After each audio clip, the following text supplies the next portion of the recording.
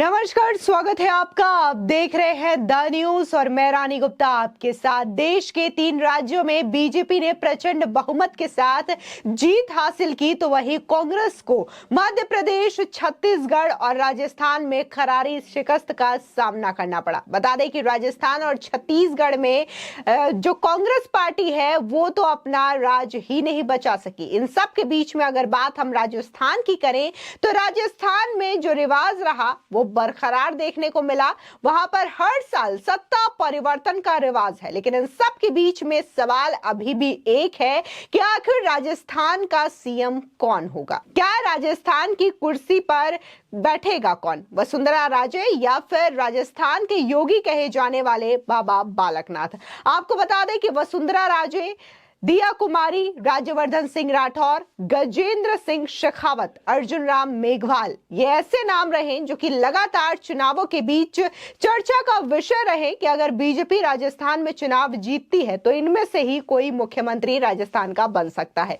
लेकिन इन सब के बीच में एक ऐसा नाम बड़ी ही तेजी के साथ उभरा, बाबा बालकनाथ, जिसने वसुंधरा खेमे की भी टेंशन बढ़ा रखी है। बता दें कि बाबा बालकनाथ जिस तरीके से तिजारा विधानसभा क्षेत्र से चुनाव जीते हैं, उन्होंने कांग्रेस के प्रत्याशी इमरान खान को करारे वोटों के साथ शिकस्त दी है। उसके बाद से ही लगातार वो चर्चाओं के केंद्र में बने हुए हैं। जिस तरीके से उनका दिल्ली आना, दिल्ली में पार्टी के आला कमान के नेताओं के साथ बैठक करना, फिर चाहे वो बीएल संतोष हो या फिर सीपी जोशी हो, इसके बाद जिस तरीके से उनके मुख्यमंत्री बनाए जाने की वकालत या फिर इशारा करते हुए कांग्रेस के ही नेता नजर आ रहे हैं, फिर चाहे वो आचार्य प्रमोद कृष्णन हो या फिर अधीर रंजन चौधरी हो।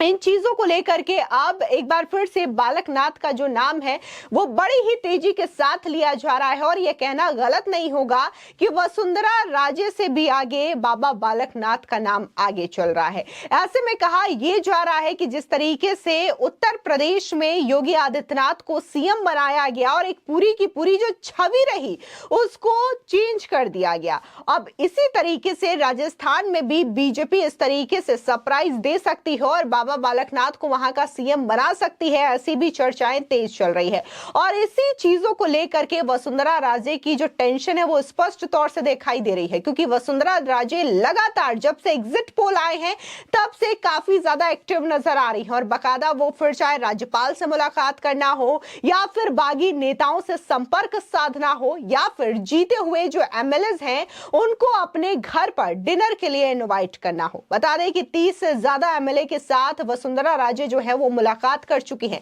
लेकिन वहीं दूसरी ओर कहा यह जा रहा है कि बीजेपी आला कमान ने बकायदा दिल्ली में एक बैठक की और इस बैठक में तीनों ही राज्यों के मुख्यमंत्रियों के नाम पर मुहर लग चुकी है, जिसमें से कहा यह जा रहा है कि राजस्थान, मध्य प्रदेश और छत्तीसगढ़, ये 3 ऐसे स्टेट हैं जहां के मुख्यमंत्रियों के नाम को लेकर के प्रधानमंत्री मोदी, गृह मंत्री अमित शाह जो है फैसला ले चुके हैं। शनिवार या रविवार वो दिन होगा जब इन तीनों ही राज्यों के सीएम शपथ लेंगे, लेकिन अभी तक जो नाम है वो पूरी तरीके से बाहर नहीं आया है। इस चीज को लेकर के बकायदा जो राजस्थान के प्रदेश अध्यक्ष हैं और राजस्थान के जो पर्यवेक्षक हैं उनका यह कहना है कि राजस्थान में एक बैठक बुलाई जाएगी, विधायक दल की एक बैठक बुलाई जाएगी, जिसके बाद राजस्थान का सीएम कौन होगा इस नाम पर मुहर लगेगी। लेकिन देखने वाली बात यह है कि वसुंधरा राजे जिस तरीके से हर बार कहीं ना कहीं शक्ति प्रदर्शन दिखाने का कोई मौका नहीं छोड़ती है और कहीं ना कहीं वो बताने की यह कोशिश कर रही है विधायकों के साथ मुलाकात करके कि उनका अभी भी क्षेत्र में दबदबा है और पार्टी के कई सारे विधायक उनके संपर्क में हैं। तो वहीं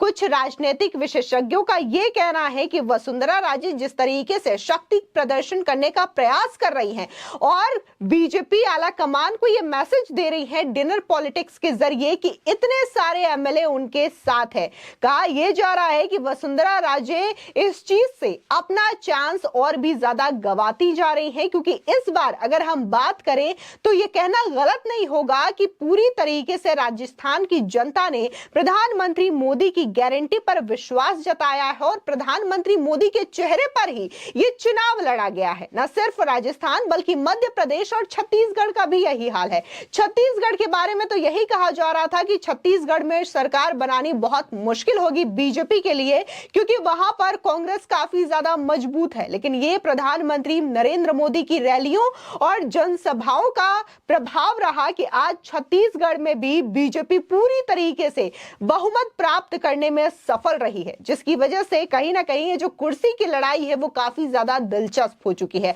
हालांकि मध्य प्रदेश और राजस्थान में अगर बात की जाए तो यहां पर राजस्थान सबसे ज्यादा चर्चा का विषय बना रहा है, क्योंकि जिस तरीके से बाबा बालकनाथ का नाम सामने आया है इसकी वजह से यह सुर्खियों का विषय बना हुआ है। कहीं ना कहीं अगर हम बालकनाथ की बात करें तो जिस तरीके से योगी आदित्यनाथ की छवि है, हिंदुत्व के मुद्दे पर वो प्रखर होकर के बोलते हैं, बुलडोजर का मॉडल अपना करके उन्होंने उत्तर प्रदेश में माफियाओं का पूरी तरीके से सफाया किया है, गुंडा राज का सफाया किया है और एक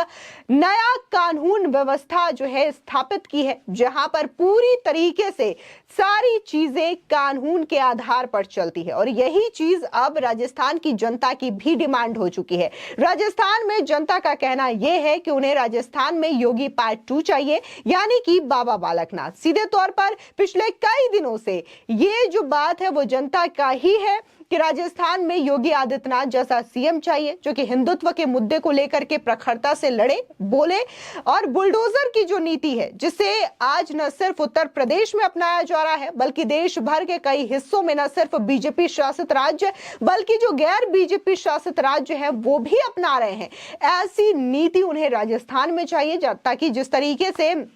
अशोक गहलोत के शासन में तुष्टीकरण की राजनीति को यहां पर बढ़ावा दिया गया, वो चीजें पूरी तरीके से समाप्त होनी चाहिए। और यही रीजन है कि बाबा बालकनाथ का जो फेस है वो इस समय सबसे ज्यादा आगे चल रहा है। हालांकि वसुंधरा राजे की बात करें तो वो राजस्थान की 2 बार की सीएम रह चुकी है, और वहीं अगर हम बाबा बालकनाथ की बात करें तो उनके पास अभी बहुत बड़ा राजनीतिक एक्सपीरियंस नहीं है। उन्होंने बस शुरुआत की है, वो अलवर से सांसद रह चुके हैं और इसके बाद तिजारा से उन्होंने विधानसभा चुनाव लड़के विधायकी हासिल की है। लेकिन इसके बावजूद जनता की मांग है कि बाबा बालकनाथ को सीएम बनाया जाना चाहिए। आपको बता दें कि अगर बाबा बालकनाथ को सीएम बनाया जाता है तो कहीं ना कहीं वो ओबीसी जाति से भी आते हैं, तो एक ओबीसी वोट बैंक का बहुत बड़ा प्रभाव बढ़ेगा बीजेपी पर। इसी के साथ ही जिस तरीके से वो मस्तनाथ यूनिवर्सिटी के चांसलर हैं और मस्तनाथ यूनिवर्सिटी के कई सारे जो संस्थाएं हैं वो हरियाणा,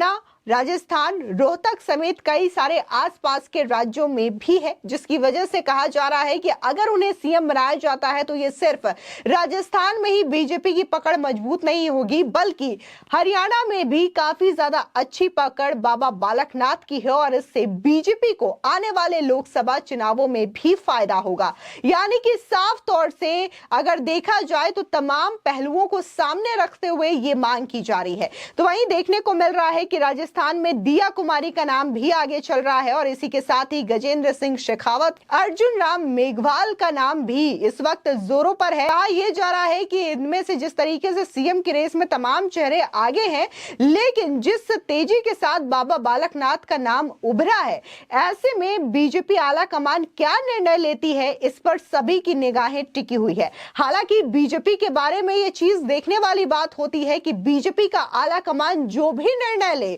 उसे पूरी तरीके से निचले स्तर तक मेंटेन किया जाता है। यहां पर अगर हम कांग्रेस की स्थिति की बात करें तो कांग्रेस का आला कमान निर्णय कुछ और लेता है और निचले स्तर पर उसे लागू करते करते पार्टी ही 2 गुटों में बढ़ जाती है। और सेम यही चीजें अगर हम बात राजस्थान की करें, देखने को मिला था सचिन पायलट, अशोक गहलोत के बीच इसी तरीके का निर्णय कर्नाटका में देखने को मिला और इसी तरीके का निर्णय हिमाचल प्रदेश में भी देखने को मिला। लेकिन हर बार सीएम को लेकर के कांग्रेस में ये लड़ाई, ये तल्खी देखने को मिलती है। फिलहाल इस पूरे मामले को लेकर के आपकी क्या राय है, हमारे कमेंट सेक्शन में जरूर बताएं। धन्यवाद।